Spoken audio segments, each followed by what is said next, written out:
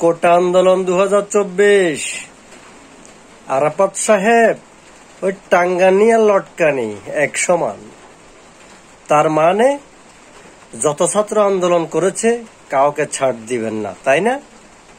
শুনুন, আমরা এত বোকা নই। আমরা জানি দেশের মানুষ এত বোকা নয়।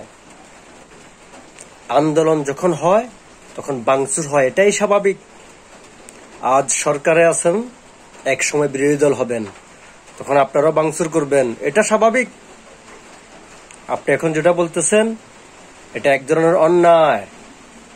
টাঙ্গানি আর লটকানি এক সমান। প্লিজ গ্রেপ্তার বন্ধ করুন।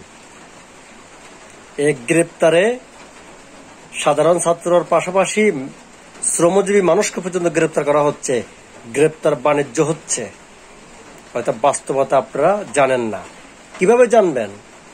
কোটি টাকার গাড়িতে চড়েন, কালো গ্লাসে থাকে আপনাদের গাড়ি। রিক্সার ড্রাইভারের দুঃখ কিভাবে বুঝবেন? রাজমিস্ত্রির দুঃখ কিভাবে বুঝবেন? বেকার যুবকদের দুঃখ কিভাবে বুঝবেন? তাই মেহেরবানি করে গণগ্রেপ্তার বন্ধ করুন। যদি গ্রেপ্তার বন্ধ না করেন, আন্দোলন আরো দাবানলে পরিণত হবে।